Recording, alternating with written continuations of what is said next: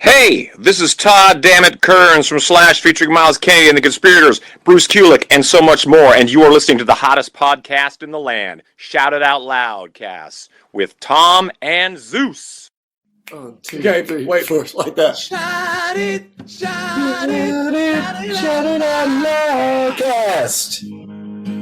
Shout it out loudcast.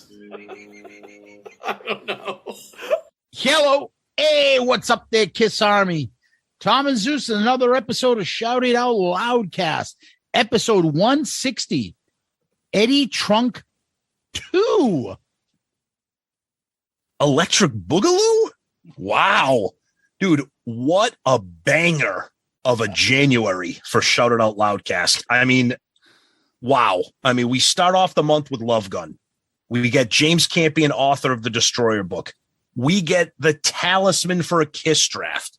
We get Eddie Trunk. And in between that, hopefully you guys have already checked out the album review crew with Jericho. I mean, wow. Awesome.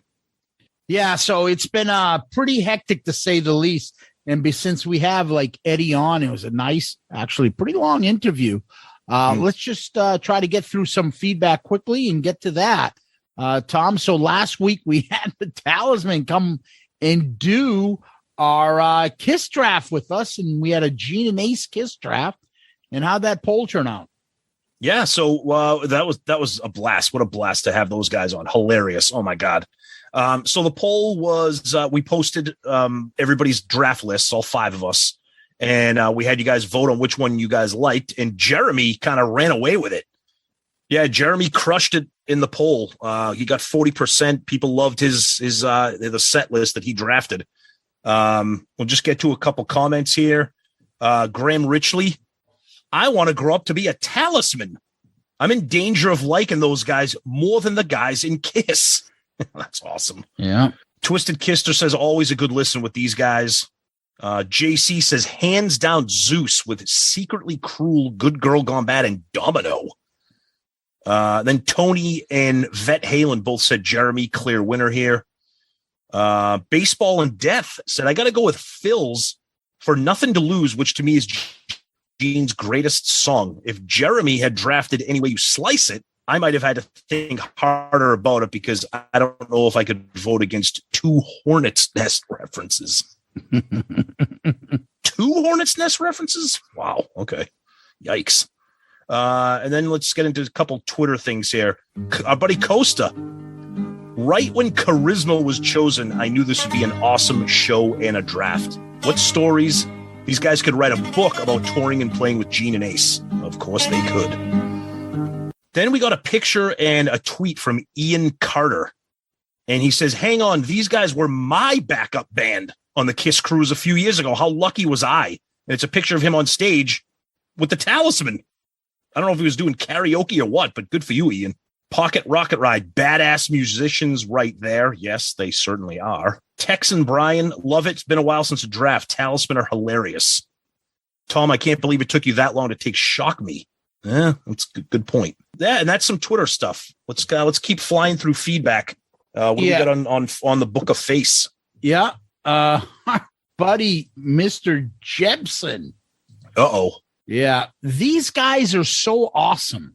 I've had a pleasure of seeing them many times and hang out a bit with them. You can't say a bad thing about them. They will go down in history.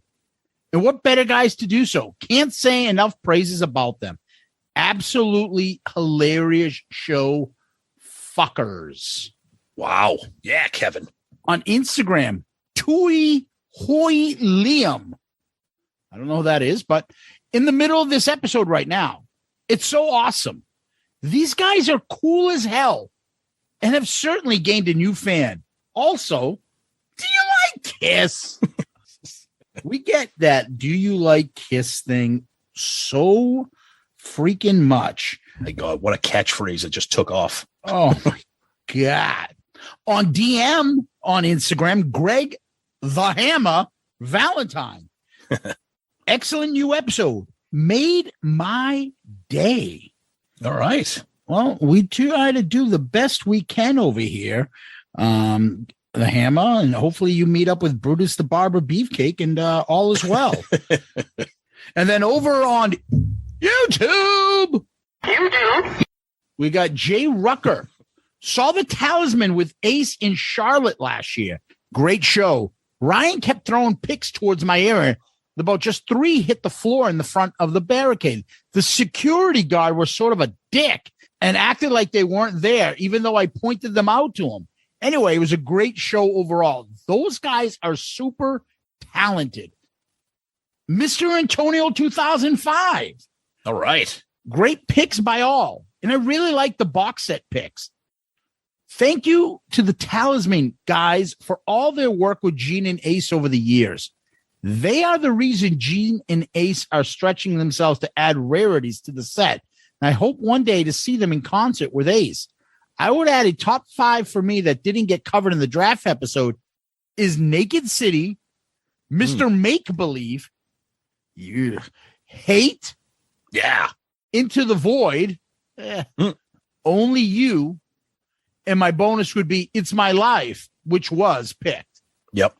Most of those are pretty good. Nice. Well, in with this one, Marty White. Uh-oh. That was a great answer about Rock and Roll Party. I never knew it was a loop of the choir and banter, but to make some early news about the Off the Soundboard Tokyo show sensible, originally KISS planned to loop the a cappella part from Eat Your Heart Out underneath a loop of Paul's banter from the Tokyo show. The trouble is they didn't want to hire an intern to loop those parts together. The idea was dropped shortly after it was verbalized, not only because of the cost of the intern, but also no one could find a clip of the banter where Paul didn't say Tokyo 47 times in one sentence. Oh, awesome. Nice. Yeah, and we actually got an email from James Campion, the Destroyer book author, talking about that Rock and Roll Party track. And he says it's in his book. It's on pages 255 and 256 of his book.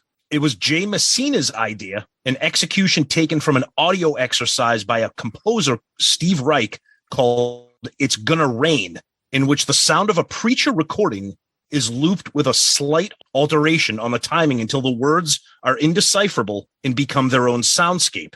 Messina had experimented with his own for years and offered it to Ezrin as a cool way to end the record and hopefully, according to what Bob told him, connect the first side to the second so it sounds like one continuous sonic theme.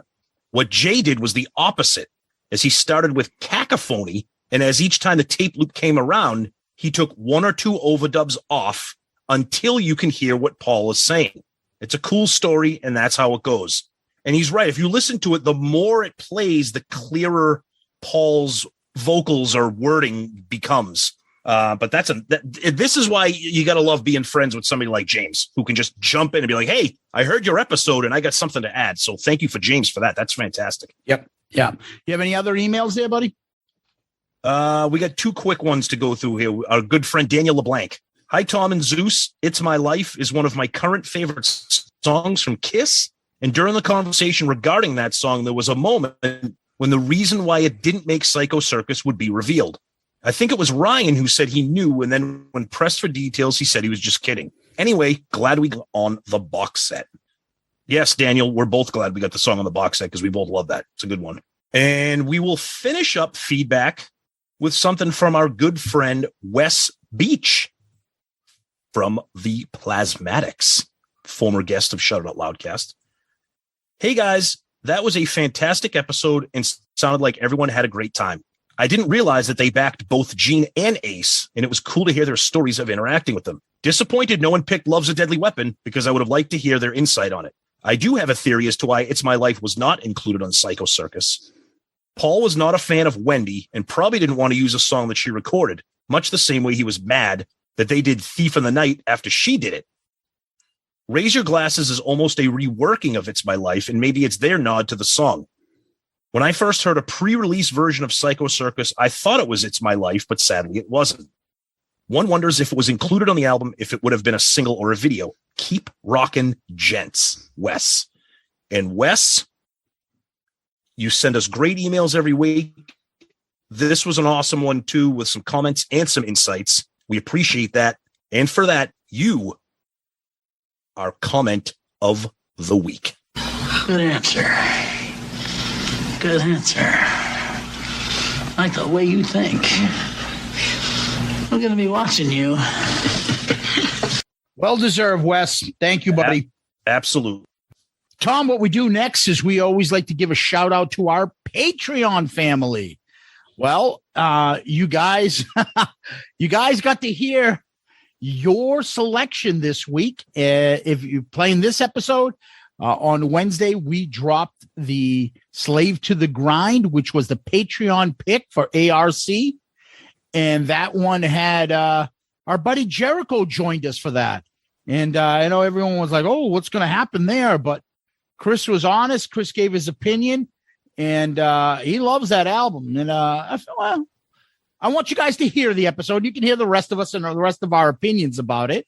But that was a ton of fun, and that came from Patreon. So if you're interested in joining our Patreon account, one of the things is you guys get to select every other quarter episode for ARC. You guys pick that, amongst other things like T-shirts, stickers, and appearances and videos and all sorts of goodies that we throw in. So if you want to support us and help the show grow and continue to do bigger and better things, please join us on our Patreon family. You guys are a huge help to us. And you can find that on the Patreon link, which is attached to the show notes, patreon.com or Patreon, the app. You would just search for creators and you look up for Shout Out Loudcast. Take a look at it, see if this is something that interests you. And if you like to, come join our family. And we can't say enough about them. They're fantastic, and they've been a big help. And it keeps growing. So come join the fun. Yeah, you guys rock. Thank you so much. We say it every week. Eternally grateful for everything you guys are doing. And we're excited that you guys got your first Patreon album review crew pick. And what better way to bring that in than with a visit from Jericho? So thank you guys so much. And there's more fun to come. So thank you. Yeah. And Tom, what we do next is we go over to KISS World, which is kind of like crickets these days. Yeah, for the first time in a long time, it is absolutely crickets. There's really nothing going on. It's Paul was making a pizza. People were excited about that, which looked terrible. He didn't even slice it up or anything. It had like 7 pieces of pepperoni on it. Like that looks like the kind of frozen pizza you make at 2 a.m. when you're like shit faced. Yes. You're like, look what I made. Oh, it looks like a Boboli pizza. It looks like one of those Red Baron pizzas you get for like $3. Or DiGiorno with Mama DiGiorno. Mama Celeste. Mama Celeste. That's it. Mama Celeste with her knee sock fucking pantyhose down to her ankles.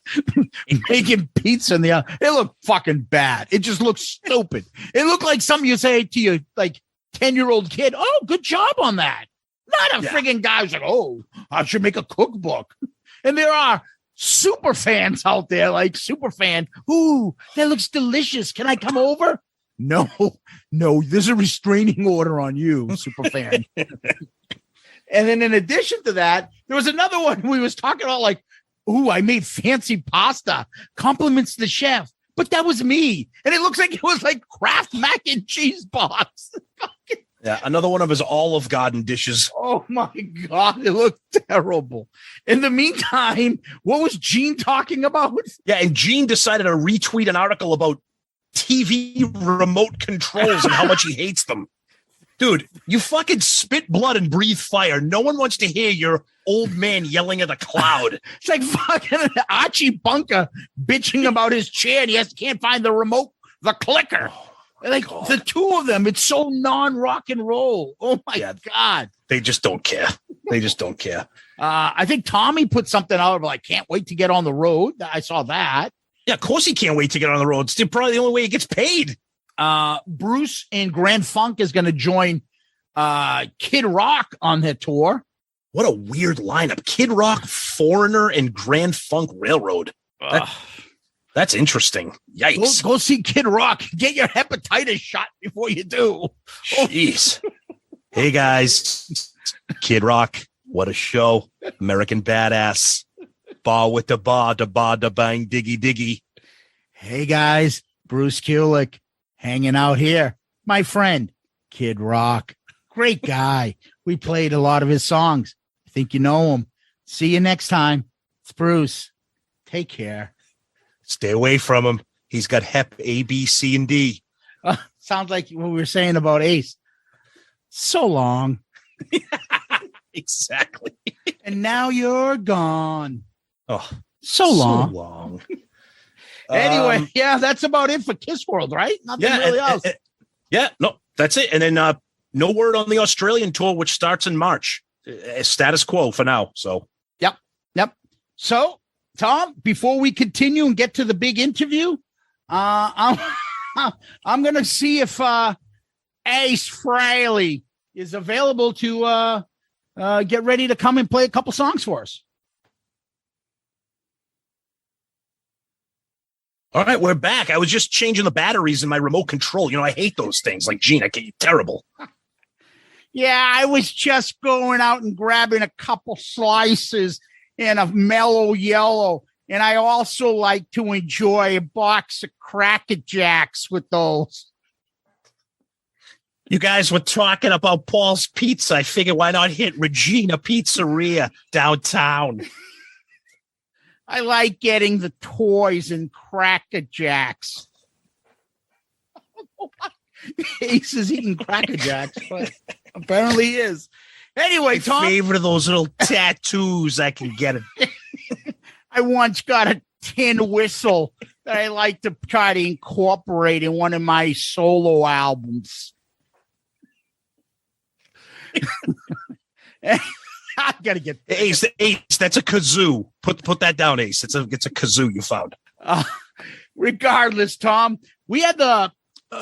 We were thinking way back when the biography came out to get our buddy Eddie Trunk on, and we had it all scheduled. We were going to do a little bit of a round table with him and Jericho and us to talk about this, and it just one of us had a scheduling conflict, and it wasn't Eddie or us.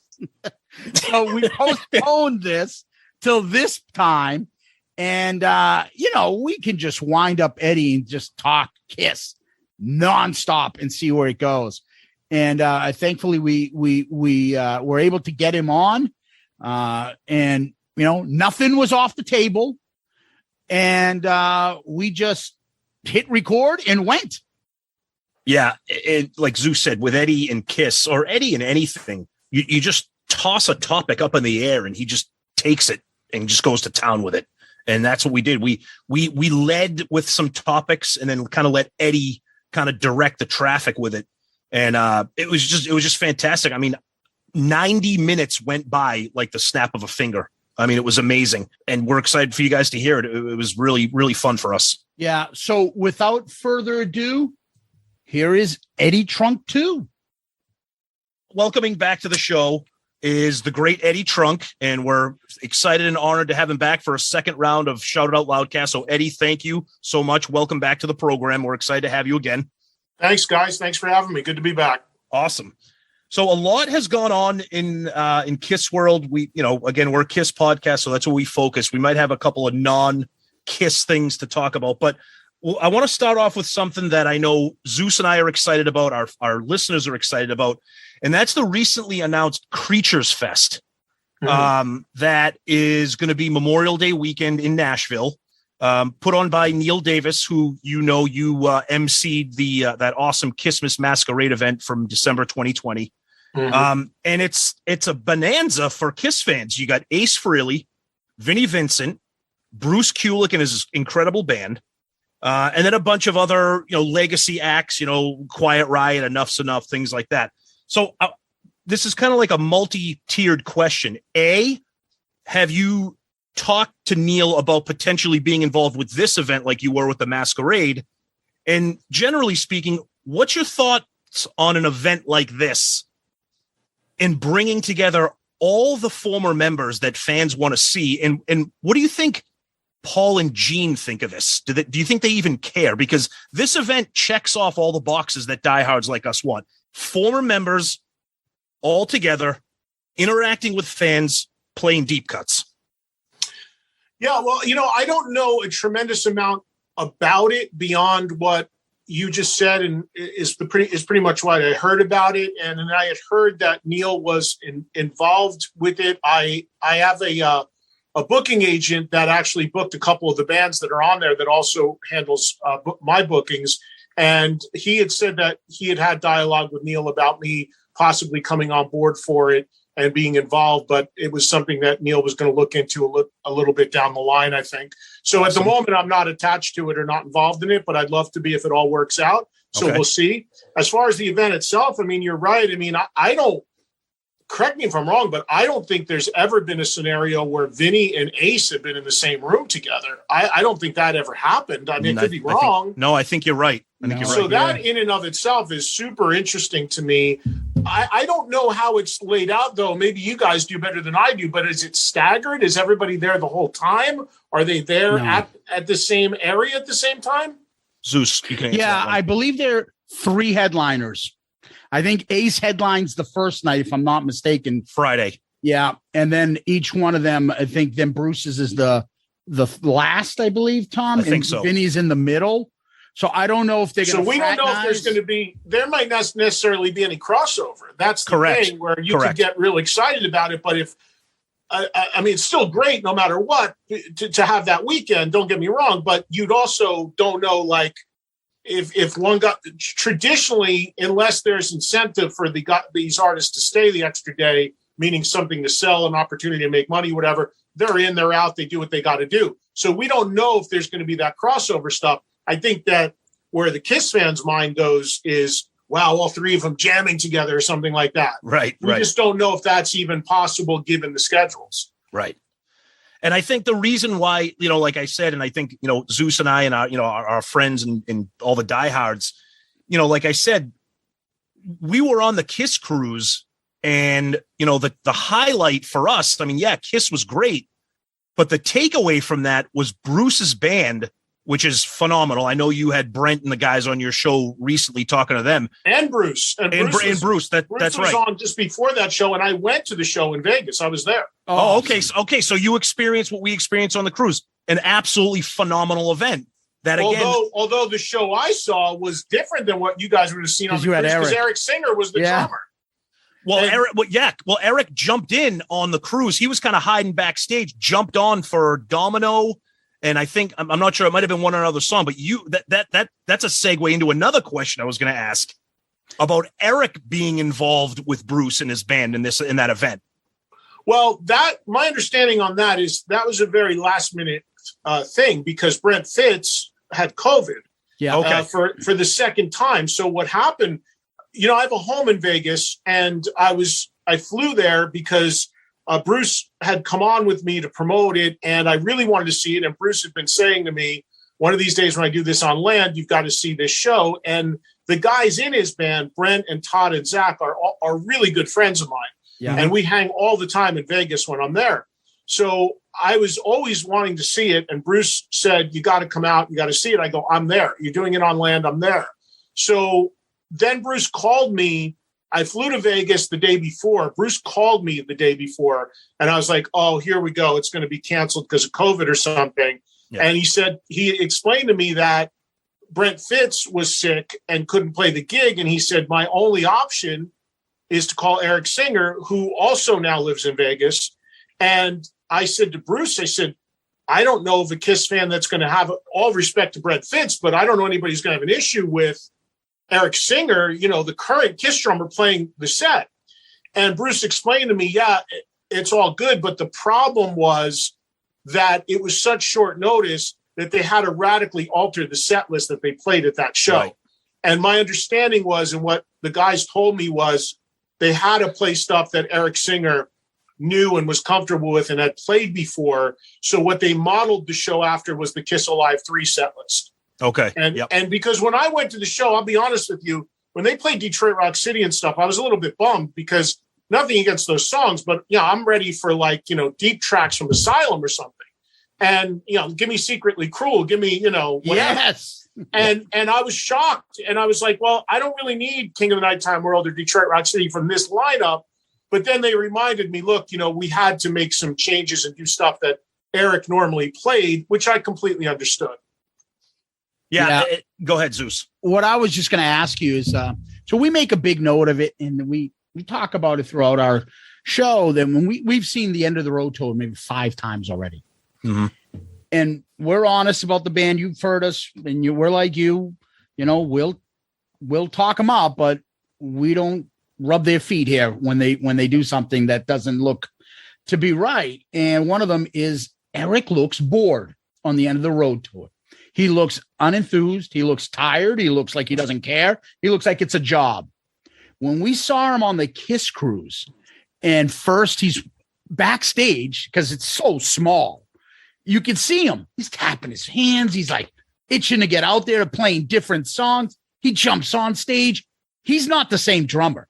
And he doesn't look like the same drummer when he played with Bruce's band. He seems excited. He seems like this is the music I like. What is your thoughts on it? Does Eric seem like he's like kind of bored of what's going on, the same set list, the same crap, not excited about KISS versus, jumping on and playing some deep cuts and things like that? I don't know. It'd be really hard, Zeus, for me to comment on that just because I have not gone to see KISS in a really long time. Yeah. So I can't compare. I've not seen that. And I'd not seen Eric Singer play in a really long time until that show in Vegas last month. So that was the first time I've actually seen him play in a long time. And he and I have a ton of mutual friends. And I know, of course I know Eric.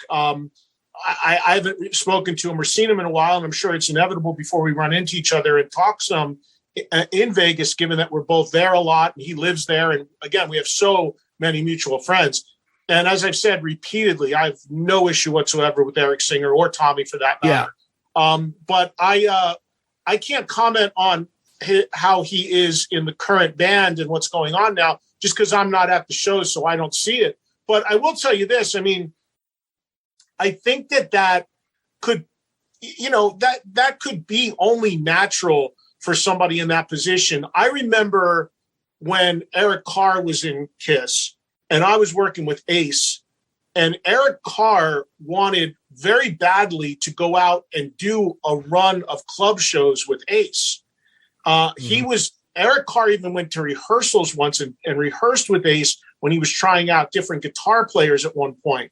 And he said to me, and he wanted to, this was probably around 88, 89, go and do like 20 shows. KISS was off and he just wanted to go have fun. And he just lit up about the prospects of playing different songs, being in a smaller environment, just, doing a different thing. And of course, Gene and Paul were not going to let him do that. He never ended up doing it, but that was something that appealed to him. So I think it's natural for any musician, especially, let's be honest, when you're a hired gun and you're pretty much, doing the marching orders that the bosses are laying down for you, to want to spread out and expand out and try doing some different things. So it wouldn't surprise me if there was that side of it, but I couldn't say for sure because I just haven't seen it. How'd you think he did with the guys in Vegas? Given that it was short notice, look, he's a pro. He's a great drummer. That it was short notice, he jumped right in and didn't, no pun intended, didn't miss a beat. Unfortunately, I heard the set, but I actually didn't see him physically playing that much because I don't know how many people have been to that club in Vegas, but it's a great spot. But there's this area off to the side that's like a VIP roped off area. And that's where they put me because I went to the show with Sebastian Bach. He and I went together. And we actually got there late. We got there like 3 songs in because they went on early. And they pushed us, they didn't push us, but they sent us right to that area. So I was trying to I could see the front line of the front 3 guys, but I was trying to get around to see Eric a little bit, and I did. But, I thought they sounded great. I loved the show. Bruce said something to me interesting, which I never thought about. He said that playing those songs is a real challenge for him now.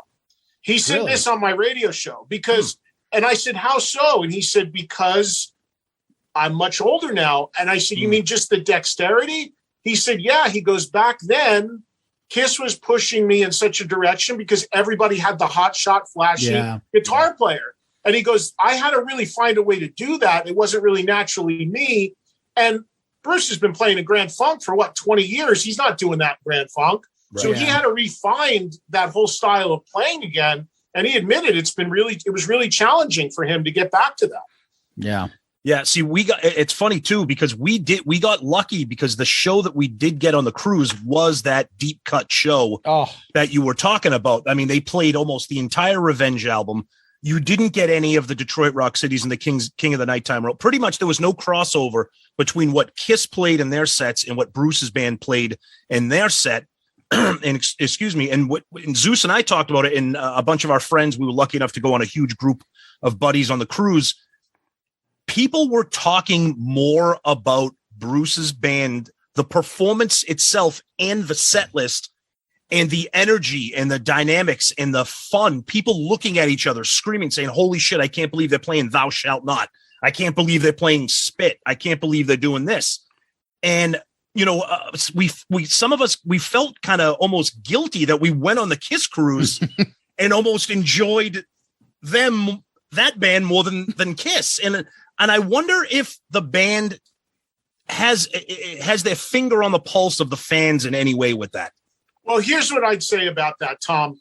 And I get into this argument with my radio audience all the time because the one place where the fans are going to react like that and you're going to feel like that and you're going to get that kind of reaction to Thou Shalt Not or Heart of Chrome or whatever they're doing is on the KISS cruise. Because let's be honest, the KISS cruise is a captive audience of the most hardcore KISS fans that are going to know those songs. Right. If they go and try to do that in an arena somewhere on the end of the road tour, it's going to be a tune out to 90% of the people who are there to hear, Rock and Roll All Night and I Was Made for Loving You and Lick It Up or whatever they're doing. Yeah. So I see that all the time. I mean, with every band. I mean, I've seen Cheap Trick a lot recently, and I love Cheap Trick, and I love the deep tracks from Cheap Trick. And I just hosted 2 shows that Cheap Trick played in the last couple of months. Mm-hmm. And I'm in the audience watching every song. And they're playing Downed and He's a Whore and all these tracks from these amazing songs. And I'm watching, being honest, I'm watching maybe 80% of the audience like this. Like, really? What? And then they play The Flame and the place goes apeshit. So, and I'm like, are you out of your mind? So all of these artists have to play to the masses. And the thing about the KISS cruise is that's where you can do all that deep stuff because it's almost, you flip the script. Yeah. 90% of the people on the KISS cruise will know every track on every record. So that's where that stuff is tailor-made. And I think that what they do on there and what I've seen of the video and stuff is fantastic. And truthfully, I think the no-brainer of no-brainers is for KISS to bring Bruce and that band as the opening act. Thank you. Yes. I mean, if you're gonna really celebrate your legacy, you got the guy out there. Okay, we get it. You got to do the set you've been doing forever. Keep doing it to please the masses. But at least for the opening act, give that bone to the hardcore fans. And then if people aren't into it, they just stay in the parking lot and do another beer and come in late. But I think that would be the way to do it. I mean, that is just the no-brainer of no-brainers. Agreed. Yeah. A couple of things. Going off that, I agree with you. And I know Paul says, and we all get upset because of the set list. I agree. However, he has nothing to back it up when he's playing Say Yeah and he's playing, Psycho Circus. Take those 2 out. Don't tell me that you need to they'll leave or that's when they go to the bathroom. They're not going to the bathroom when those are playing. I mean, you're okay. You're 100% right there, Zeus. And here's what I'd say. So here again, going back to just using Cheap Trick as the example, and KISS is similar. So Cheap Trick has like 4 or 5 songs every show they got to play, right? So in the case of Cheap Trick, I Want You to Want Me, Surrender, Dream Police, probably The Flame. Okay, So you got maybe She's Tight, maybe 4 or 5 songs you got to do where the place goes crazy. That leaves 15 other songs that they rotate all the time. And Cheap Trick's good at doing this. And they will play anything and different sets every night. So they strategically place those songs like one of the hits every 4 or 5 songs, so that if you have casual fans, you pull them right back in just as soon as they start to drift. Right. If you going back to KISS could do the same thing, because if we're being honest here, KISS has a huge catalog, insanely passionate fan base, but in reality, very few hit songs. Like, I'm talking bona fide hit songs. Mhm. Yes. What are they? Beth, Detroit. I mean, Love Gun, although not a hit's become a KISS hit. Rock and Roll Night, obviously. Lick It Up has become more of a 80s hit. So, figure 4 or 5 songs they have to do every show that everybody's there to see. Shout It Out Loud. Okay, that still leaves at least a dozen that the people who aren't hardcore fans don't know. So you're 100% right. Those can be changed out. You could do Watching You. You could do, I Stole Your Love. Firehouse, I Stole Your Love. You could do Almost Human if you wanted to get crazy. You could do a lot of things. But my thing is, you could spin the wheel and do almost anything in those slots. But here's the other big thing. And I hear this from so many artists privately about why they don't change the set list. It comes down to laziness. Yes. Oh, yes. And by that, I mean, when you got a set list dialed in of 15, 20 songs that you play every night, the band knows them, the crew knows them, the lighting cues are there, the stage crews are there. You want to call audibles on that stuff, then you've got to rehearse it. You've got to learn it. You know how many bands I've talked to, even publicly or privately, and I've said, why don't you change more songs out? Like, dude, we don't want to rehearse. So it's laziness, it's movement of the set, it's stuff, if there's electronics going on, it's changing the electronics. We talk We've about talked that. about that. Yep. So there's a lot more involved than just calling out a song. If you saw on that Dubai deal a year ago, the one song that was spontaneously put in was Strutter. Yeah. Right. And you could see that was kind of like figuring it out as they went along. Yeah. But I thought it was really cool. It was the most real thing I had heard. Yeah. Yeah. And you're right. We talked about that. And we said that way back when the End of the Road tour first started a few years ago. And we said that bands, especially a band like KISS, is so pre-programmed, so organized and orchestrated with the lights, the pyro, everything. And you're right. Changing a song, 1 or 2 or 3 songs is going to require, like you said, not just rehearsal, but all that pre-programming of the crew and the lighting and the pyro. And at this point right now, again, we love KISS. We're doing a KISS podcast. We're talking to you about KISS. They just don't care enough, in our opinion. I don't want to accuse them of being lazy, because I feel like that's a harsh word, but maybe for lack of a better word, maybe that's what it is. I think what happens, and this is the big difference between when I use Cheap Trick as an example. Cheap Trick's a band that doesn't have the big stage show. Cheap Trick's 100% live, real band. They're going to go up there. They'll tell you themselves, they hardly ever rehearse. I've written, true story, I wrote Cheap Trick set list one night. I have it on my wall over there. And they played it because they were like, we don't rehearse. We just go, we're like a bar band. We just go up and play. And that's the beauty of them. But they're not coming down on levitating platforms and timing fire and all that. So it's a different approach. But there is a side of it where, I'm sure if you were talking to KISS about this, it's like, it's a well-oiled machine. We got it down. We know we're playing to the masses. We know what makes the majority of people happy. We know the songs. The crew knows the show. Everything's programmed. Everything's dialed in. We start at 8:05. We end at 11. It's to the second. We're not deviating. That's that. And I'm sure that's the thought process on it. I think the real question is, if they ever truly do end, what do they do there? Because I think the ultimate disappointment would be if the final show, when that ever is, and if you believe that ever is going to be the case, which I don't, by the way, but if you do believe that it is, then what is that? Because I think that would be a real shame if it's just the last show of what they've been doing the last 3 years. And it's the same thing. It's funny you say that. So this is season 4 for us. When we started our show, We did prediction for the end of the road tour, what the set list was going to be. I think that was our third show. It's still going with another year or year and a half to go. And we're in season 4. It's tiring. But I think it goes back to who's controlling this. And, let's be honest. This is Paul, in my opinion. It's not Gene. 100%. Yeah, because we just had the Talisman on, Gene's band, last week. And to hear them talk of what it's like to play with Gene. Hey, Gene, how about this? How about this? Okay. And then like screwing up on stage, playing some songs, but having fun with this backup band. Hey, how's that song go? And like messing up some lyrics here and there. That's not Gene. And I know Tommy and Eric, they're professionals. They can pick up anything. And I'm sure they can learn any song. I think Paul still has those flashbacks or feelings of what he had on the end of the reunion, the last of the farewell tour.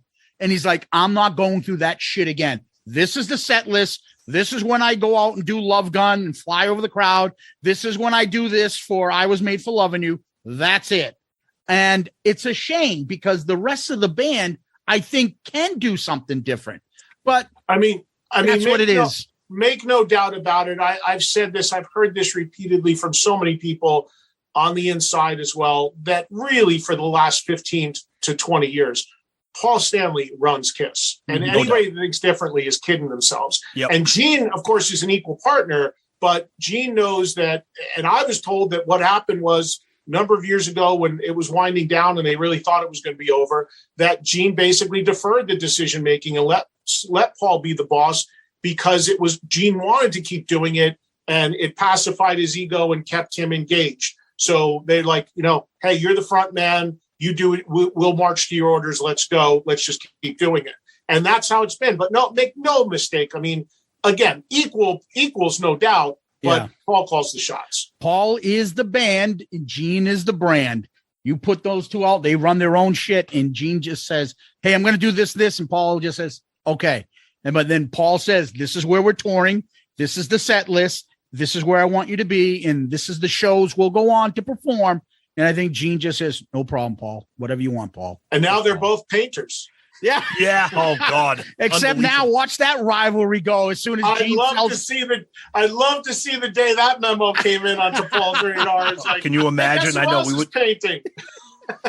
So let's shift gears a little bit away from the set list in the band itself a little bit, and let's talk about a huge event from last summer. We had been talking to you a little bit about it back, and finally we're had you on. What were your thoughts on that? I think he's talking about the biography. You will break up. Yeah, right, I think he's asking you about. So go ahead. You want to ask him? Yeah, let me start over. I'll delete all that. Yeah. Yeah. Sorry, I broke up a little bit. So a big event from last year, that we wanted to try to have you on, time got away from us. We're grateful to have you on now. That was the 2-part A&E biography special. Very, very, very in depth. Give us some of your general thoughts on that. What you thought. We thought it was very, very well made. It was what we expected. But we thought it was very well made. There was a lot of things that weren't in it that we wish were. But what was your general thoughts on that? We have a couple other questions, but generally speaking, what did you think when you saw that? Was it what you expected? It's pretty much what I expected. I really enjoyed it. I thought it was well done. I liked it. I had one huge problem with it, though, that I was just stunned that the way it went. And I had the director on my radio show, and we talked about a lot of it. Yes. But I was shocked that it jumped from Destroyer to Dynasty. Yep. I was utterly shocked that they did not even put up the record jackets for Rock and Roll Over, Love Gun, Alive 2. And you're talking the height of KISS hysteria. That was shocking. It was completely left out. And I couldn't believe that. It seemed like the tone was, okay, let's get right to the band breaking, Alive, Destroyer, and then let's just get right to the unraveling. And I understand that you have time restrictions, because here's the big mistake a lot of people made with that. Everyone kept saying, it's a 4-hour doc. It's a 4-hour doc. It's not. It was a 3-hour documentary, because in TV time, Yep. 2 hours is an hour and a half. So it was 3 hours in content. And even with 3 hours, I mean, the KISS story probably could have used a little more time to be told. And I told the director, DJ, I really hope that there's some director's cut down the line that truly is 4 hours and restores a lot of the things that you guys had to cut out. But outside of that, I mean, I really enjoyed it. Of course, it would have been great if Ace and Peter would have been involved. I understand them not. But here's the thing about that, because I saw about 3 different cuts. Mhm. First of all, I was stunned that they sourced my audio and put my name on the screen. I couldn't believe that. Nice. I was flattered but stunned because I had no idea if that was going to happen, by the way. Yep. But the other thing was, but the thing that nobody saw, unless they saw the cut that they showed at the premiere, which was that the Tribeca event? the Was it- Tribeca cut. Yeah, So- we heard about it. Yeah. So they sent a cut out to press, which is what I got. Mhm. I got an advanced screener. And then that was the same cut that showed a Tribeca. And the most astonishing thing that was cut out of that was, and I don't even know how many fans realize this. If you notice when they talked about Beth, Mhm. they didn't ever actually play the song Beth. Yes. The audio drops out, or there's of something playing that sounds like orchestrated music that sounds like Beth but isn't. Mhm. Now, I would have never have realized that that wasn't Beth in that 20-second music bed. In the original cut of that documentary, there is a cutaway to Gene and Paul in that shot of them sitting on the sofa. And they set Gene and Paul lay out Peter to the camera because he would not allow them to use Beth. We heard about it. We didn't see it, though. Yes. I saw it. I almost fell off my sofa. They cut Wow. right away. There's Gene and Paul now. They call Peter a petulant child. They think he's hurting the fans. He's only hurting himself. He behaves like a child who didn't get his favorite ice cream. They lay him out. And here's the thing. If they didn't do that, I would have never even realized that Beth wasn't actually playing. Right. So they made a point of laying them out. And here's the other shocking thing. I had no idea Peter controlled Beth to that degree that he could stop them. Right. And what I found out is that because Peter is one of 3 writers on that song, Yeah. Mhm. but he does have control of the master of that. And that was his line in the sand. That was the one thing he could prevent them from doing. And obviously they didn't like it. So I talked about that because it was stunning. And it was also, if I'm being honest, it was one of the most real. It was seeing Gene and Paul as real got, because that was real. That was raw. And I talked about it on the air during my radio show and saying, guys, wait until you see this. Then it airs on A&E and that's not there. And I'm like, now I'm going to look like an asshole and people are going to say, oh, he's just trying to stir shit. So I had the director on and he confirmed that the scene was there. Anybody that saw the early cuts saw the scene like me. And he said it was removed because of time constraints and also context. No, he admitted it was context. He admitted that it was just pulling away and calling attention. It just wasn't needed. So they chopped it at the last second. But the fact that Peter blocked them from using it and could block them from using it, and the fact that they responded like they did, I thought was like, wow, that was amazing. Outside of that, I thought it was great. There was a lot of things cut out. I mean, there were a lot of people interviewed for that. And the narrative that they were all told was that we want this to be 100% real. Like, we want you to speak exactly how you feel about KISS and what we're asking you about. We don't want you to sugarcoat it. Well, the guy who did all those interviews and was originally producing it was let go. He didn't finish the project. Oh, boy. And all of those interviews were scrapped. So Wow. this went through a process. And I know this because that guy who was removed from the project was in touch with me throughout not to interview me because they knew they weren't going to, Gene and Paul wouldn't allow that. But he was on me to talk Ace into doing it. Mm-hmm. So I was talking to the guy a lot. And then, he either quit or was let go. And then somebody came in and finished it off, and they had to go in and reshoot some stuff because when they got these very honest clips, needless to say, the band stepped and said, no, we're not doing that. A little too honest.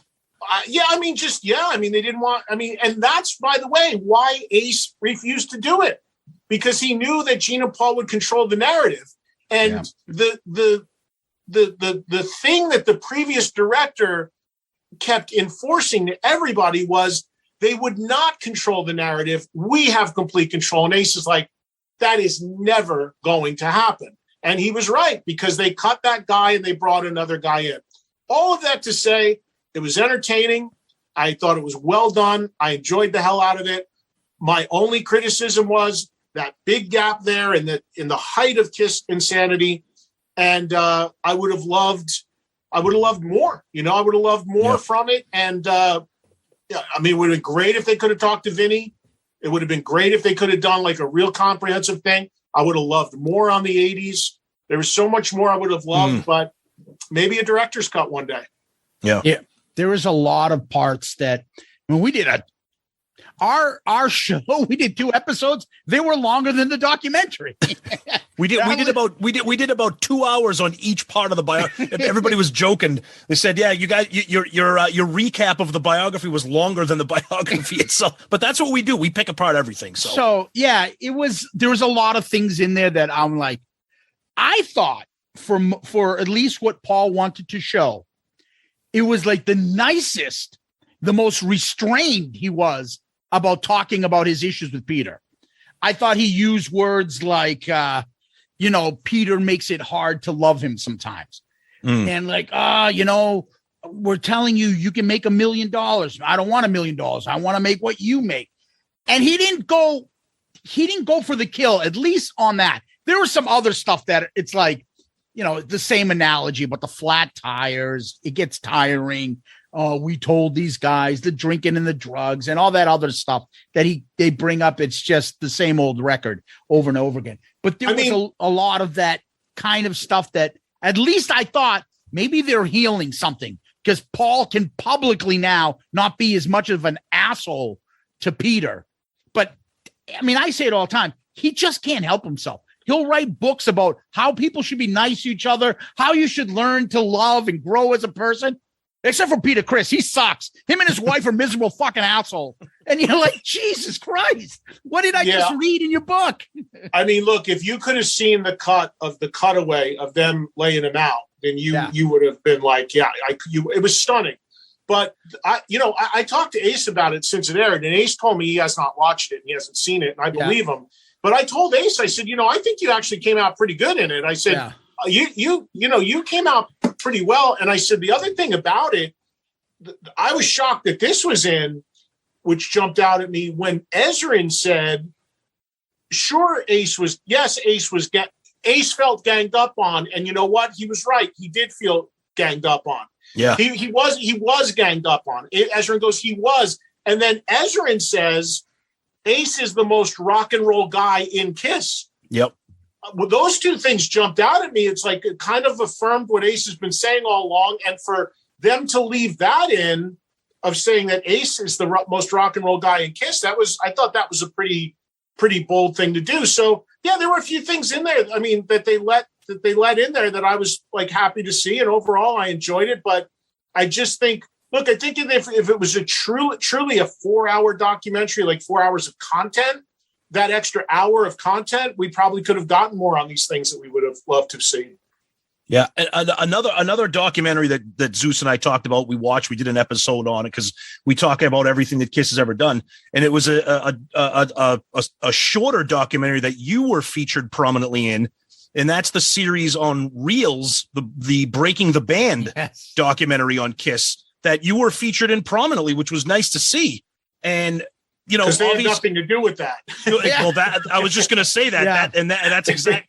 which is why I thought Breaking the Band was really interesting. I mean, obviously the focus of that series is the breaking of the band. It's not a biography like the A&E one. But tell us a little bit about that and how you got involved with that. And were there things in that you wish you had the opportunity to maybe cover in the A&E biography if you were part of that, which you should have been? Well, yeah, I mean, God, I would have loved to have talked about a lot of stuff if I was involved in the A&E doc, but I wasn't in any way beyond, like I said, that director asking me to talk Ace into doing it. And I talked to Ace about it, and Ace told me his reasons. And I explained to that director that I have nothing to do with Ace professionally. I just relayed the message and what have you. So, the A&E thing, or I'm sorry, the Reels thing, Breaking the Band. Now it's been a little while since I saw that, and the stuff I shot for it was probably now a couple of years ago because there's a delay from when they do it, maybe a year and a half ago. But I've done like 5 of those. Like I did Van Halen, I did Aerosmith, I've done about 4 or 5 of them that I've been in. They're produced by British production companies. And my involvement in them is just that these companies know me as a rock guy here in America and a well-known guy in this world. And they just reach out to me and ask me if I'll sit for interviews. And I don't have any idea of what the end product's going to be or what is in it or how it's structured.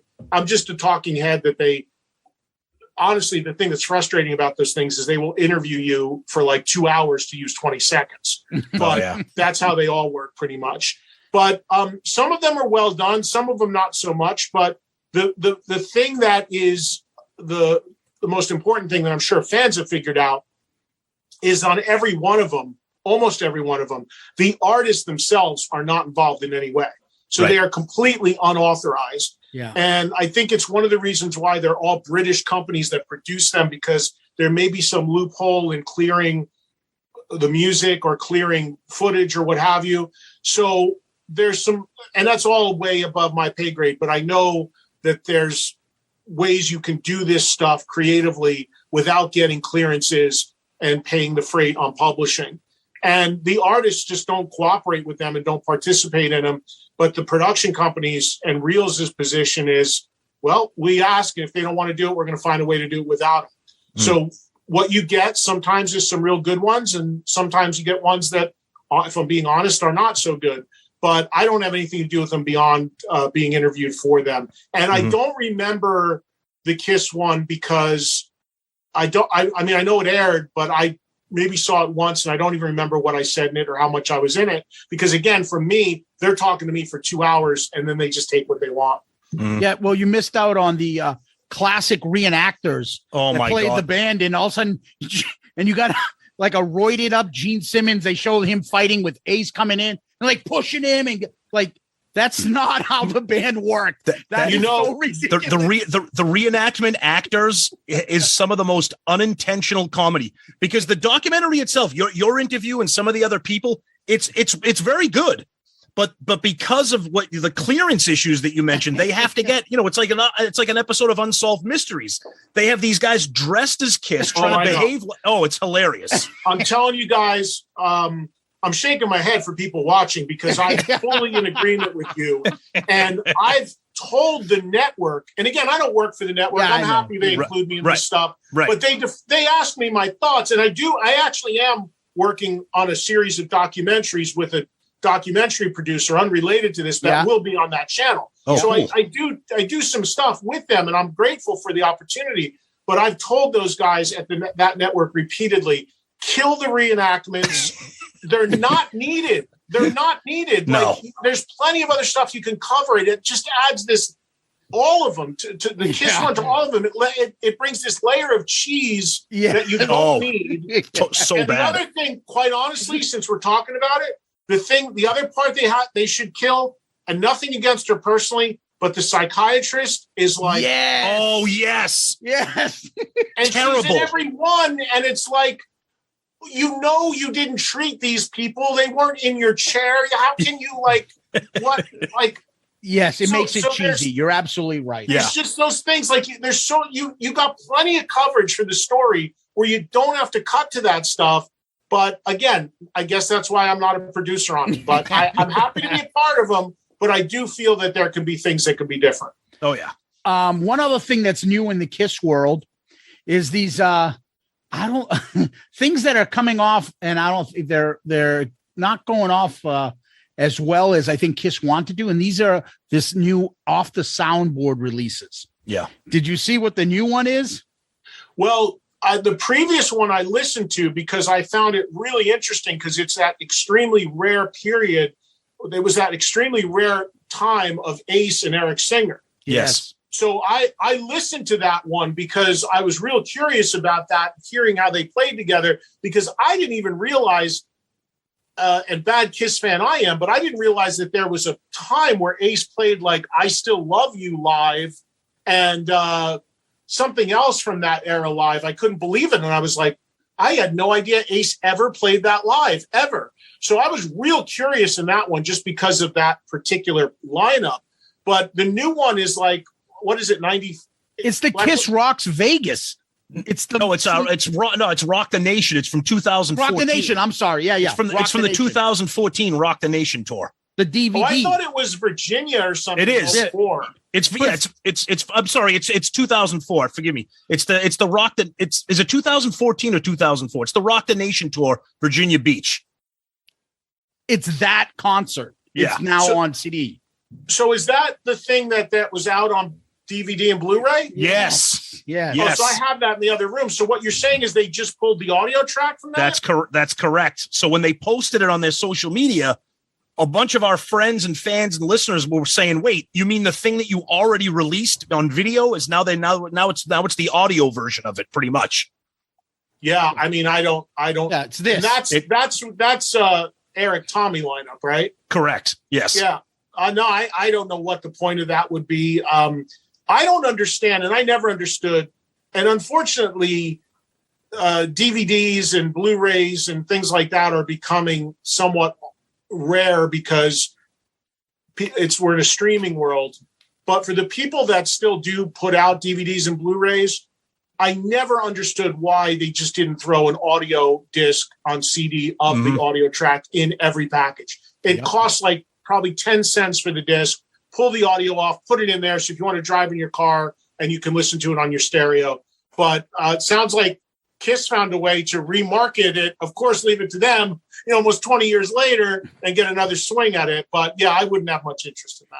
Yeah, and the report is that they're supposed to be this off the soundboard is supposed to be a series where we've heard rumors that they're going to be releasing them quarterly to try to throw out shows and concerts and probably try to compete with some of the bootleggers out there. But so far as Zeus and I are concerned, as far as some of our listeners are concerned, they're 0 for 2. I mean, the first one was kind of interesting, like you said, because it had Ace playing with Eric, but this one is just the current lineup. Why is it unique? Like, what's the point of this coming out? Why would you not release something from the Asylum tour with Eric Carr or something from Revenge or something? Tom, great point, because this is where a segue I wanted to get into. Go ahead. I've tried to ask a few people this. Is there something going on with the Carr family that they can't do things like that? Because every time we do a list and things like that, I'll say, a wish list or something like that. I'll always be like, I always wish that they released more Eric stuff, or at least even, the 79 post Dynasty through 82 Creatures of the Night makeup era with Eric and stuff, or Unmasked stuff, or even the Unmasked t-shirt that they released where the drummer, who looks like Eric Carr, has no makeup and is all blacked out. Like, what's going on there? Is there a makeup or a licensing issue with Eric, and that's why they're not putting out Eric Carr KISS material or Animalized Uncensored out, who everybody loves but never got released as an album? And there's just seems to be that there's something there that maybe they need to get permission and they're not getting it. That's a good question. I honestly don't know the answer to that. I don't believe I'd be shocked if Gene and Paul didn't have complete ownership and control of everything that Eric Carr did. I would think that in the initial contract that was probably signed over.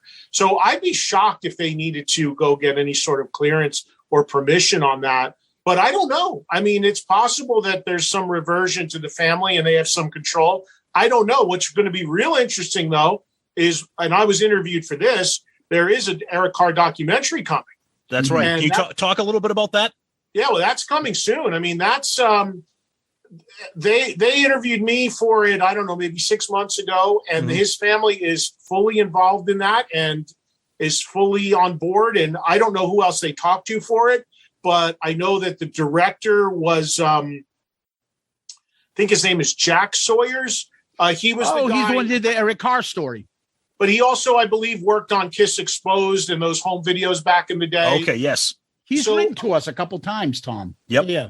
Yeah. So I spoke to him. Seems like a pro in his experience, and came to my house, interviewed me. I know, and I was approached to be in it by Eric's sister, Loretta, and asked me if I would do it. So when she asked me, I mean, that's family. And of course I said yes. And I loved Eric Carr to death, and I knew him, and he was a friend, and I miss him every day still. So I was honored to be asked to be in it. I can't wait to see it. But I do not believe that Gene and Paul will be in that. And I don't think that I don't know if they declined or were asked or what, but there's definitely, and look, I think it dates back to when Eric died and the controversy about how they handled it. Yeah. So I think it goes all the way back to that. And I think there's probably still some rawness there and some bad feelings. And, beyond that, I can't really speak on it because I'm not really sure where it all stands, but it definitely feels that way. I mean, Eric Carr, I think a lot of people know this. Eric did not speak to Paul Stanley the entire Hot in the Shade tour. Yeah. We heard And amazing. if you look at, I recently came across this footage on YouTube. I don't know if you guys have seen this. It was supposed to be, I'm told, for KISS Exposed 2. And it's labeled as that on YouTube, as KISS Exposed 2 Outtakes. And it's the first date of the Hot in the Shade tour. It's a single camera. It's 4 hours of fly-on-the-wall footage. Wow. Sound check, dressing room, hallway, backstage. I've watched it all. If you're hardcore like we are, it's fascinating. I've seen it. Yep. And the other thing but the biggest thing that's fascinating about it, and I knew Eric very well at that time, is you can feel the tension between him and especially Paul from the get-go of that tour. Like, here's the camera, and there's Eric clowning around in his dressing room. Paul walks in, like boom, like there is. I mean, it's brutal, and that went on for that whole tour. And so there was already an issue going on there at that point, and then obviously the way his death was or wasn't handled by them has been up for a lot of debate and discussion. And I just don't know if 30 years later that might still be kind of resonating, and maybe the family feels a certain way about how they represent his legacy. I don't know. I don't know if they exercise control. I'm not sure how that deal is set up. Yeah. Interesting. So before we kind of wrap it up, and again, we're so grateful for your time. We could talk, all night about all this stuff. I have one more KISS related question. I know Zeus had kind of something non-KISS related that he kind of wanted to chime in. So you hear Paul and Gene, primarily Paul, talking about the prospects of the band continuing on after they retire and hang it up. KISS 2.0, if you want to call it. I'm going to be honest with you. That's where I would kind of draw the line. I know some people are not thrilled. Eddie, I know you're not thrilled with Eric wearing the Catman and Tommy wearing the Spaceman, and a lot of people aren't. I can tolerate that. I don't have a problem with it. Paul and Gene is still in the band, but if you did KISS 2.0, quote unquote, with the band carrying on and becoming like Marvel or Disney or whatever, I just don't see how that is a viable thing. But there are diehards out there that will never stop loving the band. Where do you stand on that? Is that viable? Is that something that could and should happen with a band like KISS because they are so unique? I think it absolutely will happen. I know for a fact they were toying with doing it initially after the farewell tour originally 20 years ago. Mm-hmm. I was working at VH1 at the time. There was talk of a reality show to cast the replacements. So this has been talked about for 20 years. Yeah. It's not talked about now because they're trying to sell tickets to a tour they're still doing. Right. So it doesn't serve ticket sales marketing narrative to be saying, by the way, we have another thing coming for you when you're trying to sell a show now, which again, if you were talking honestly, let's be honest, they had a hard time selling tickets the last leg of that tour before COVID. They were playing at curtained arenas, half houses. Yep. So they don't need to do anything to deflect from what they're doing now, which is why you don't hear them talk about it really anymore. But to answer your question, I absolutely think that it will happen. And you know what? And people would probably be surprised to hear this from me. I actually would probably be more receptive and open to that than I am to this.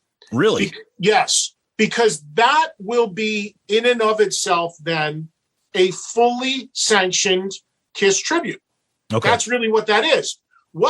In my view, what they sell you now is half a tribute and half the real band. So it's this clouded, weird, murky thing. Whereas if it's all four guys and it's transparent and this is a sanctioned KISS tribute with Gene and Paul behind it, I personally, as a fan, although I admit, obviously, no, it's not KISS, I'd be more open to seeing it than I am to seeing this. And interesting. Here's the other part about it. There's a million bands out there that are playing with one original member, or in the case of a band like Foreigner, most of the last 20 years, the bulk of the shows, no original members. Right. KISS, who have now in the last 20 years repositioned themselves as a brand versus a band, again, with all of this in mind, I think that the way they're built and the way they've been marketing is all in line towards that. Mm. So, and the last thing you said about the draw, Tom. So you're going to lose people on that, but you're going to have the hardcores that you and I both know will accept anything they do. Yeah. Mm-hmm. And if Gene and Paul say to that super hardcore super fan, this is the new KISS, you should be on board with it, they're there. You know they're there. But the bigger audience to me that would go to see that is the complete opposite. The super casual fan. The fan that goes to see KISS now to see makeup, bombs, fireworks, and hear rock and roll all night. Yeah. Mm-hmm. Those people won't know any difference. They don't care. Yeah. There's the Four Faces. If it's a big show and they're told it's a night out with a couple of beers and some friends and see this spectacle, they're there. So to me, the biggest percentage of the draw comes from the casual rock fan that wants to see the spectacle KISS and knows a few songs and never cared who was or wasn't in the band. That, to me, is who they'll play to. I believe it will absolutely happen. My take on how this ends, if you think it's going to end, is they'll run this thing for another year or two, that they can do it until the draw totally dries up. Then they'll do a last show somewhere. Then they'll say, well, we ceased touring, but we never said we're not going to play. Right. So there comes Vegas again, or some residency. So they'll do that a little bit, maybe the sporadic festival, whatever, and then transition into this, what I would see as a sanctioned KISS tribute. So that's the lineage I see. And here's one thing, and I'll ask you guys this because I'm curious, because I've talked about this on my show. I have a very distinct feeling like, how do you think, what would each of you like to see if there really was a final announced show? How would you like to see it go down? Zeus, I've said this many times. Zeus has his plan already. Yeah, I've had this for a while. So I think they're going to do something like the band had their history where different artists came out, played different songs with them. So I think they start off with the four that are out there now. They do their thing. And then the other guys go off and out comes Ace first, plays a couple songs with them. Then out comes Peter. And then the other guys come back on without makeup, and Bruce comes on, and they're all playing together. I think that's the way you can do it, because then when Ace comes on, Tommy's off without the makeup. So Ace is only going to rehearse a few songs with the band, so Paul won't get his panties in a bunch. Peter is only going to play maybe a couple songs, maybe not even on the drums.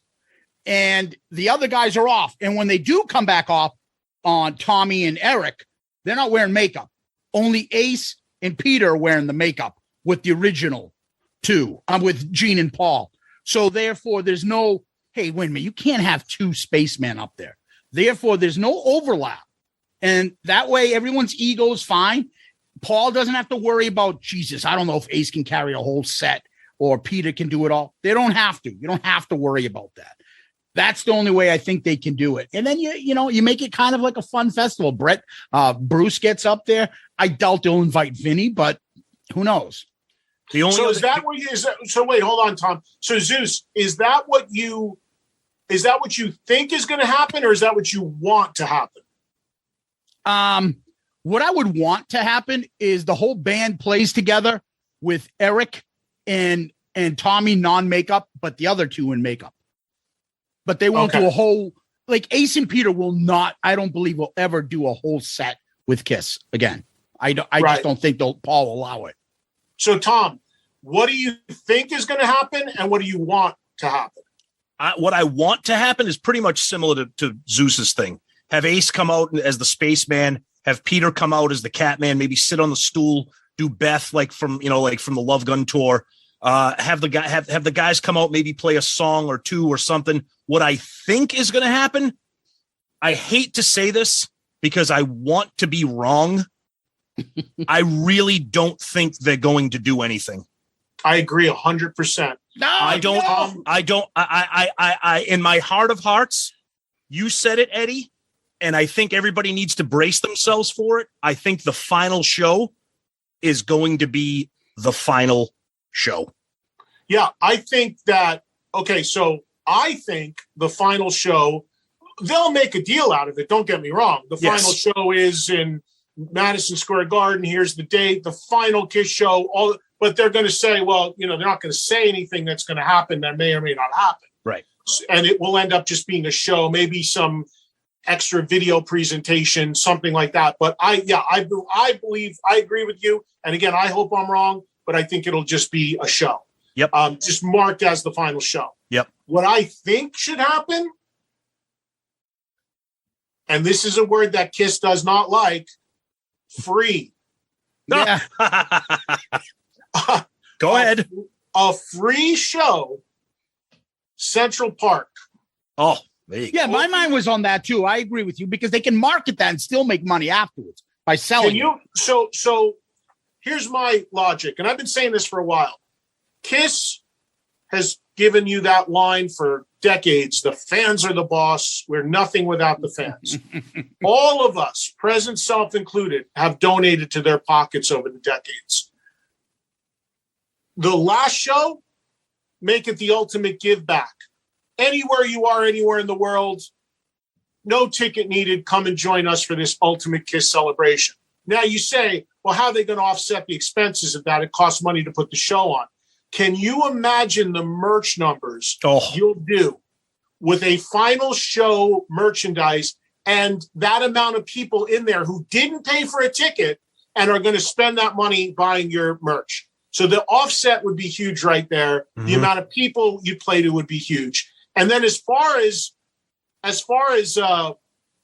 the band would be, I mean, look, this is a pipe dream, but I would love for it to be some sort of chronological presentation of the band. Mm. So in other words, if it opens with, and even if it's 3-4 songs, original 4, makeup, dress like they were at Coventry or something like that. Wow. I'm thinking, nice. I'm thinking in mind of I don't know if you guys saw the last Rush tour, but nobody ended better, more classy than Rush, in my opinion. They didn't even play it as a farewell. They just played it. Little nod, hey, this could be it. They played their history in reverse order, sounded amazing, 3 hours, chronologically changed the set. They went, I mean, the to the end, I don't know, at the end, they were playing in a high school gym is what the stage looked like, because that's how they started. Right. Like, that's really putting some thought into production and your history and paying tribute to your history. So incorporating all living members. So, you know, as much as it sucks, again, the fans are the boss. Suck it up with Vinny. Let him come out there and play Lick It Up for one song. It's not going to kill anyone. And then, you know, and again, Tommy and Eric should be represented, and Bruce should certainly be represented. And there should be some sort of video representation of Eric Carr and Mark St. John. It should really be this commemorative thing. But I don't think any of that happens because, and the reason why I agree with you about it's just going to be a show of these four guys is because I think it's going to get mucked up in the deal points because we know Ace, especially Ace and Peter, are not turning up if they are not offered, as Bill Ward said in his Sabbath renegotiations, a signable contract. And there's going to be a great disparity in Ace, certainly Ace's mind, because I know I talked to Ace, in what they probably are going to offer him to want to show up for a few songs versus what he's going to want. And then you're going to get into, well, okay, you're selling all this merch final show. Where's my cut on that? And that's where Gene and Paul are like, you know what? Screw you guys. We're not doing. It's going to fall apart along the same lines that everything falls apart. Money, control, percentages. What are you doing with this when it's done? Oh, you're shooting it for a DVD. Where's my cut on that? Where's my back end? And that's where it unravels. So that's why I believe at the end of the day, it'll just be a show of these four guys, maybe with some different window dressing. I'd be shocked if we saw anybody else from the band. I hope I'm wrong, but that's what I think. And I want to be wrong. We all want to be wrong. Yeah. A couple last quick hitters I just want to bring up to you. We talked about 2.0 real quick. We had Todd Curtins on a couple weeks ago, and I told him the way him and Zach Throne play, to me, I think if you're ever going to do a 2.0, I think to have legitimacy, you keep Eric and Tommy. Now they've got the connection to Gene and Paul, and you put in a Todd and a Zach. Therefore, I think they add credibility. They have that KISS magic when they perform, the love. Like Todd is not, he's channeling Paul, but he's not imitating Paul. Same thing with Zach. So I feel like those two guys would get an approval, not by all KISS fans, but by a lot of them. So if you incorporate them two, and then, you know, a couple of years later, maybe Eric falls off. Then a couple of years later, Tommy falls off. That way you can kind of keep it going. I think Todd and Zach would give it some credibility. That's just my quick thing. I'm curious to hear what you think. Well, again, Todd and Zach are two super close friends. I hang with them all the time in Vegas. They're buds. Mm-hmm. So I would love it for their sake. And I'd definitely be able to get into that show. Yeah. Oh yeah. Okay. So I'm not so sure that Tommy and Eric stick around for that. I don't. Okay. The little bit I know, I don't get the sense they want to be a part of that. Now, look, gig's a gig, and depending upon where they are with, you know, what they want to do next in their life, who knows? But I got a feeling when this is done, they can see, no matter how fans view it, I think they view themselves as being like more part of the real KISS, if you will, than what this is going to be. So I wouldn't be surprised if they step aside. I wouldn't be surprised if Tommy goes back into the role he had before he was in the band, where maybe he's working for Gene, kind of the curator and stuff. Curating it, telling him what to do. Yeah. Here's how you play it. Here's how you act. I could see that. But Todd and Zach would be amazing. I'll tell you, the most Paul Stanley sounding guy I ever heard in my life, and I just had him on my show, is Joe from Classic 78. Oh, yeah. Joe McGinnis? If you hear that guy, do you hear their new record? I've heard some of it. People are raving about it. Yeah. What's his, our buddy Charlie sent us it. He emailed it to us before it came out. Yeah. Charlie. Yeah. Charlie's in the band now. No, right, I know. Right. We know. That's why we knew that a while back. because he said, "Hey, listen to this and tell us what you think." I'm like, "Why are you sending us classic?" He goes, "Because I'm in it." I'm like, "Oh shit!" This guy's voice. I mean, the Gene guy. I mean, Gene too, but the Paul voice, the guy that this guy does is remarkable. Like right down to the lisp. It's insane. So, I mean, who knows? I mean, if you're looking for a guy that sounds exactly like Paul, a guy like that, if you're looking for a guy that you said channels Paul but does his own thing, Todd's unbelievable. That's why I thought Todd, his stage, him and Zach, there was an essence about that band that was about as real as a KISS concert I've ever seen. And the way they had the crowd in, oh my God. They're huge KISS fans. I mean, when we go to dinners and stuff, in Vegas, I mean, me, Zach, Todd, Brent, we just sit around and I mean, it's insane the deep realms of KISS ridiculousness. You guys got to do some KISS drafts together like we do. It's insane. So yeah, that they're going to know how to deliver it because they're such big fans themselves. All right. Last thing I want to leave you with is by the time this episode come out on Saturday, but last Saturday we taped an episode. We do it's something called the Album Review Crew. We do KISS all the time. So we got to get some of our other rock stuff out. So we do an episode once a month where we break down an album of any band. Okay. So we did Sebastian's Skid Row's Slave to the Grind this month. Then we did on Saturday. And we brought on our buddy Jericho to jump in on with us. What?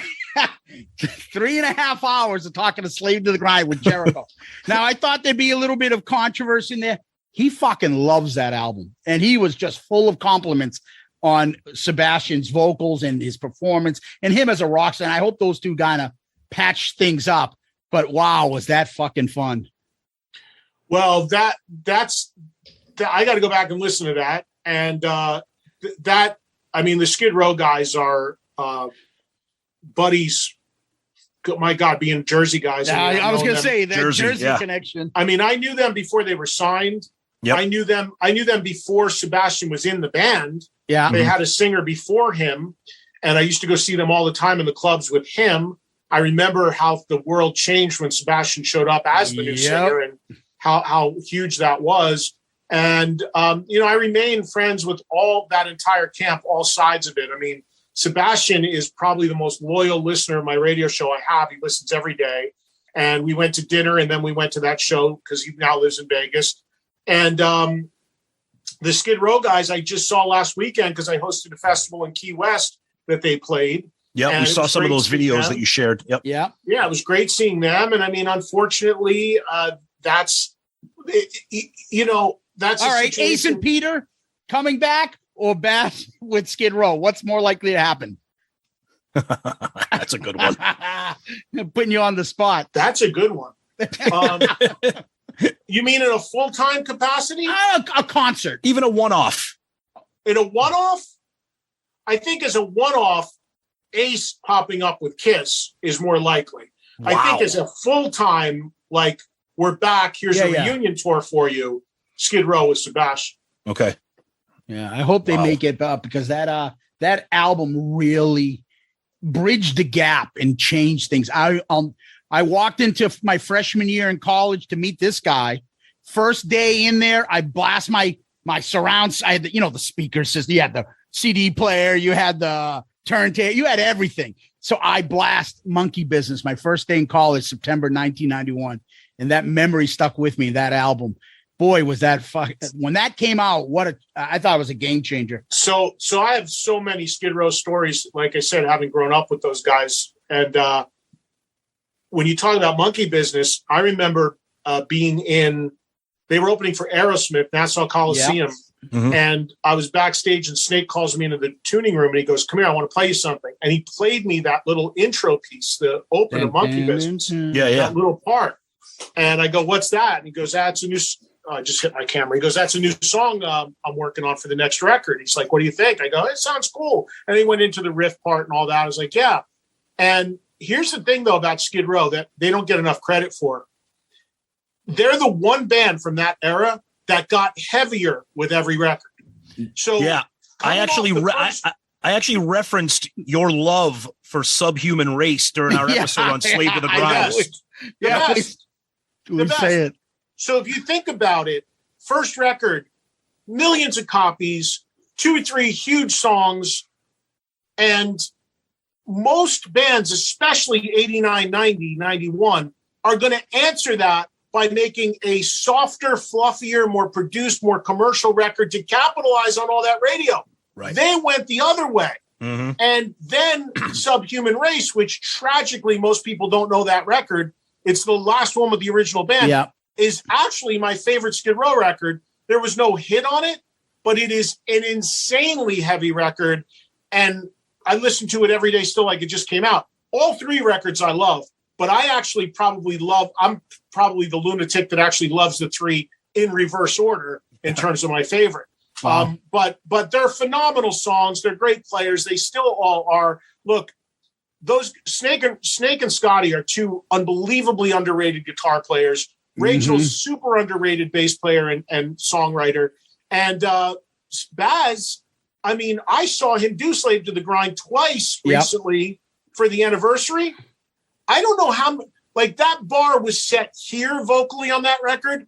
I don't know any other singer that 30 years later could still sing that stuff. Like, most people are going to be like, I got to tune down. I got to do this. I got to do that. The guys in his band are good friends. His guitar player, Brent Woods, is one of my best friends. He won't let him tune down. He won't. He's super outspoken like I am against tracks. So, I mean, that's remarkable that guy recorded those things 30 years ago as a 25-year-old kid. And 30 years later, he's still doing it original key. Nobody does that. So they're super talented guys. They're great people. I knew them when they were nobody. I knew them when they were on top of the world. I know them now. They're still always been the same people to me. And I love their records. And, I think it's great what they both do individually now, but I'd be lying if I said I wasn't like every other fan that would love to see the original guys one more time. I mean, of course, everybody would. All right. Well, nice. I appreciate you shedding some light on that. They're a favorite band of mine, nostalgia act for me because of where I was in that time in my life, and I just never forgot that album. And our listeners picked that for us, so we're real. Do you listen to Subhuman Race, Zeus? Not as much as I should. We both got into the grunge stuff. So do I have it? Yes. Did I put it on and like, oh yeah, it's pretty cool. But then other stuff was coming out and music was changing. So I never really went back to it. But because you're saying that, I will go back to it and I'll let you know if I change my mind and go 3, 2, 1, because I do like Slave to the Grind better than the debut. Yeah. I mean, it's so hard for me because they're different records. So I don't know if I'm hardcore 3, 2, 1, but I've been on this campaign now for 28 years and counting to tell people how great Subhuman is. I joked with those guys the other day. Subhuman will be 30 years old in 2025. I said, that's the year I'm waiting for that record to be played in its entirety. And they jokingly say, yeah, you and 3 other people will be in the audience. But I'll be there for that. Nice. Awesome. Eddie, thank you so much. Eddie, this has been amazing. We can't thank you enough. We could talk all night. We thank you so much for your time. Before we let you go, I just have to make a little comment about the T-shirt you're wearing and how it's very offensive to me and Zeus. Okay? You mean the 18-1 shirt? That is really, really horrible. Oh, 20 years ago. That's the second time the Giants beat the Pats. 10 years ago. Yeah, that's the second time they beat the Pats. 10 years ago in a few weeks. I couldn't help noticing every time you moved in your chair, I saw that Giants helmet with the Super Bowl trophy. Killer. Well, here's the deal. If you want me to tell you honestly, so this was the only Super Bowl I ever went to in my life.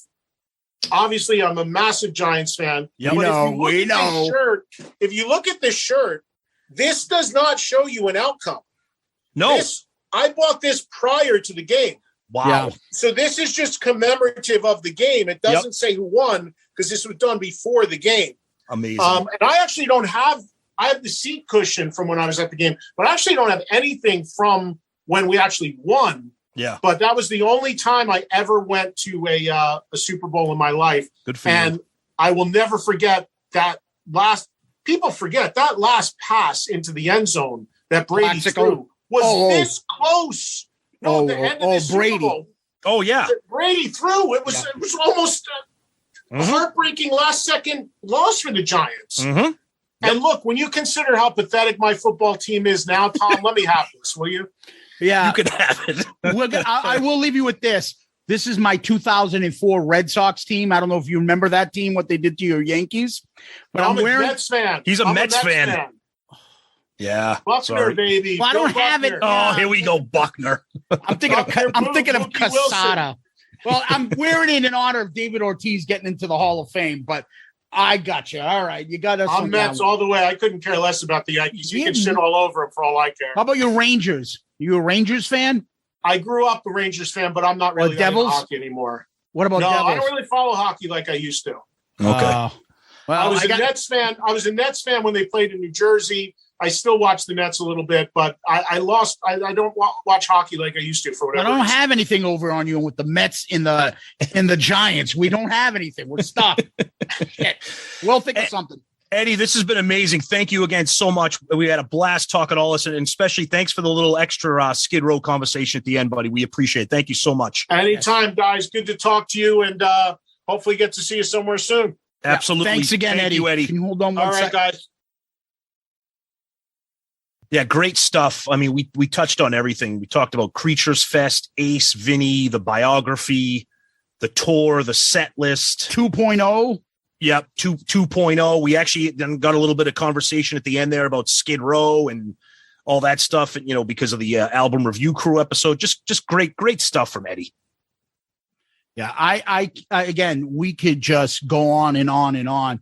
I think he's at the point where he has opinions on certain things. I was disappointed to hear that he agrees with you that this isn't going to happen. I know. Which means that he's had that conversation with Ace. He's not going to spell it out, but even he thinks that they're not going to hit that number. No. And I honestly, because he didn't really answer that, but I honestly think a little bit of the problem is still Peter. I don't care what my number is. What is your number? That's what I want. And Paul's going to go, get the fuck out of here. I'm giving you anything close to mine. But realistically, do you think they deserve a portion of merch when they're not in the band? Or do they get a flat fee? You're saying if they're part of that final show? Yes. Yeah, of course they should get a portion of it because a majority of those people are going to that show just to see the reunion. Okay, but I'm saying, like, rather than a flat fee, like, okay, we would have given you, $200,000 for the show. So rather than dip into percentages and be tied with you for the next fucking 20 years, we'll give you double that. Okay, you might be right, but I'm going to back up a little bit. I think this is where me and you disagree. I don't really think it has anything to do with money. I don't think Paul wants anything to do with it. I don't think it has anything to do with money. I don't think he trusts them. And I don't think he wants, I think Paul at this point is like, I've gone through 45, 50 years of this shit. I'm Agreed. at this point in my stage. I've wrestled the band away from Gene. You think I'm going back to give my shit, control and stuff to you two idiots? Yeah, Get the fuck out of here. No, yeah, he's not doing it. The final show, maybe they'll do some kind of special event with a big screen, a video or something. But Paul doesn't care. He doesn't care. I don't think, even if Ace and Peter did it for free, I don't even know if Paul would have them. Put it that way. Yeah, I think Paul would have to consider it. Well, I don't want them sabotaging my last supposed show. I don't know if Ace is going to fucking moon the crowd or come out and say Tommy Thayer's a fucking asshole on his shirt.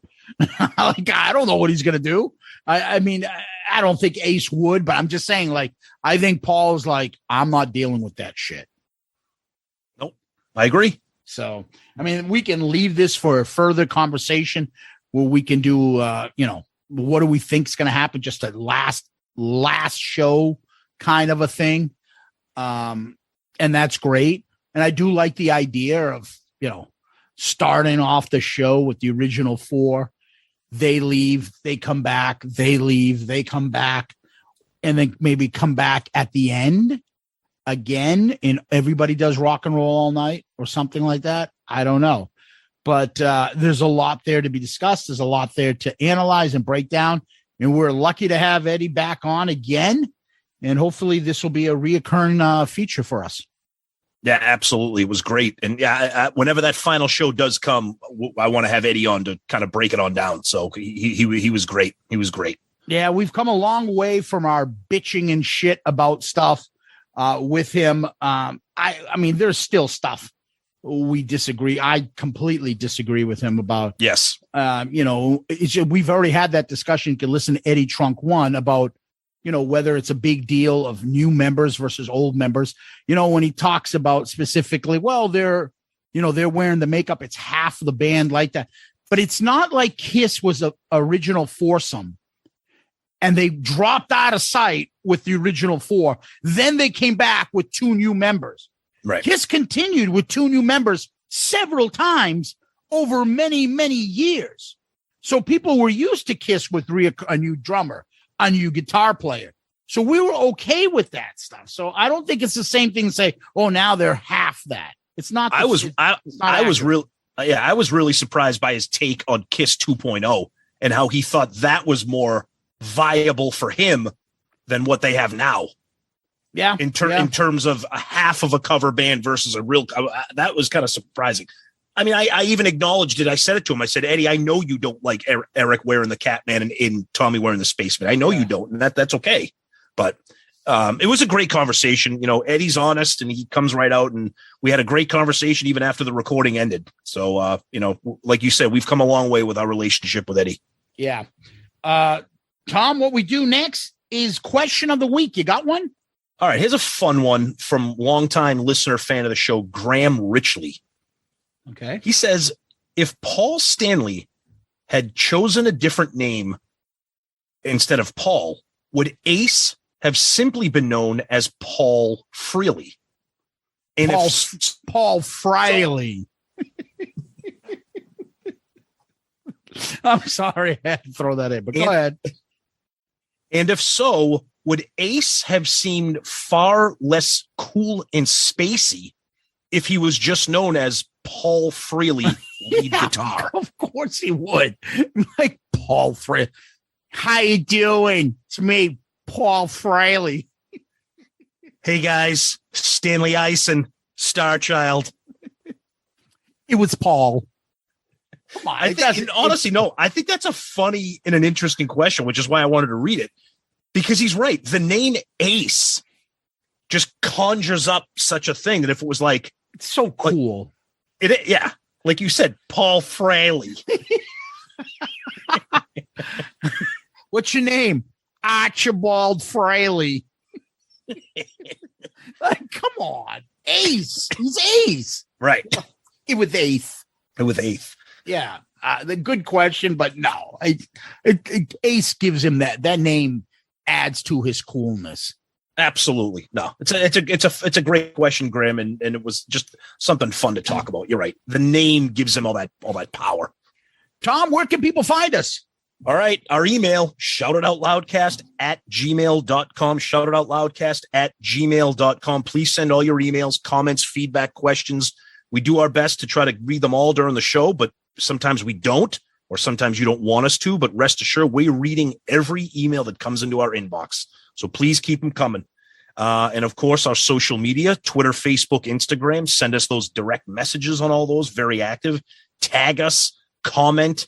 If you see something in your daily life affairs that remind you of KISS, take a picture of it or comment, tag us. It's fun. That's what we do. That's how the family's growing.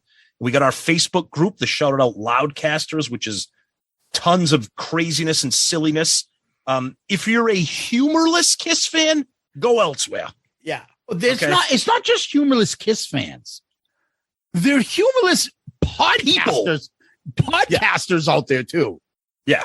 That are just way too serious. Yeah. People like slow down realize what you're doing is fun and have it be fun.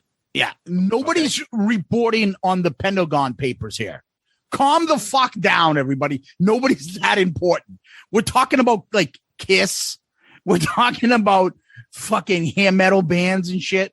Like, settle down, everybody. What are you talking about? Sleazebees might be getting back together. That's a big friggin' story. We're going to get the exclusive here. Yeah, that's an important story.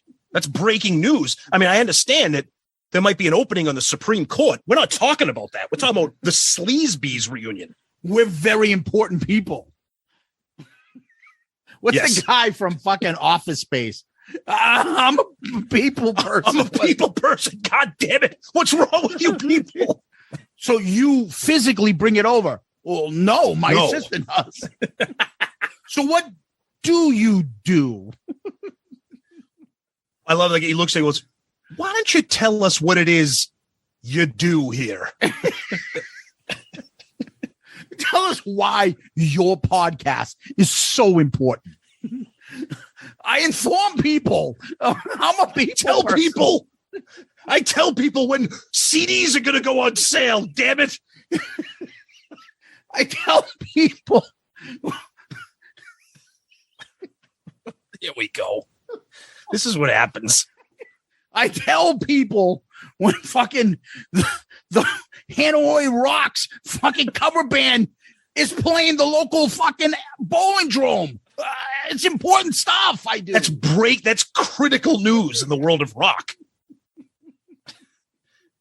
All right. Oh, anyways, that's our little side diatribe like we do every week. And of course, as we said at the beginning of the show, we love our Patreon family. Thank you guys so much. You guys rock. You're the best. Can't be more grateful for what you guys do. So thank you for that. And of course, we're part of the great Pantheon podcast network of shows, tons of great shows, including our friend Jay from The Hook Rocks, Baco and LC over Cobras and Fire, tons of great shows. Check all those guys out. And our great friend Ed over at Click Tea Shop. If you want a nice Shout It Out Loudcast or Album Review Crew shirt, check out Ed's website, Click Tea Shop, click with a K. Yeah, if you do get any of those, please tag us, show us you're wearing them, and we'll definitely give you the shout out. Yes. DM us on Twitter, Facebook, Instagram, anywhere you can. We're happy. We always read them. And most of the time, we're able to get back to you guys. And we appreciate those. And if you need to keep it private, we'll keep it private. Please subscribe to our YouTube channel. Constantly growing. We appreciate that. So thank you very much. Give us one of those 5-star child reviews so people can find our podcast. That's a huge help. We've been on a roll. Like every week we've had a new review to read. Tom, you got a new one for us? Yes, we got one from Halo 72. Ooh. It says Tom and Zeus equal KISS awesomeness. 5 stars. I've been listening to this cast since episode 5, and I love the banter each and every week. Not only are they amazing with their KISS fandom and passion, but they have created an awesome KISS family that takes their cast experience to the next level. Their longtime friendship comes through in each episode, and I'm thankful they do what they do. Keep up the great work, guys. Peace out, Girl Scout. Woo! Fantastic, Halo 72. Thank you so much. That's amazing. Thank you. He's been a long-time listener as well. Yeah, I believe he has. I'm not going to give it away, but I think we know his Twitter handle, if that's who I think it is, and we want to thank him for that. That's amazing. Thank you so much.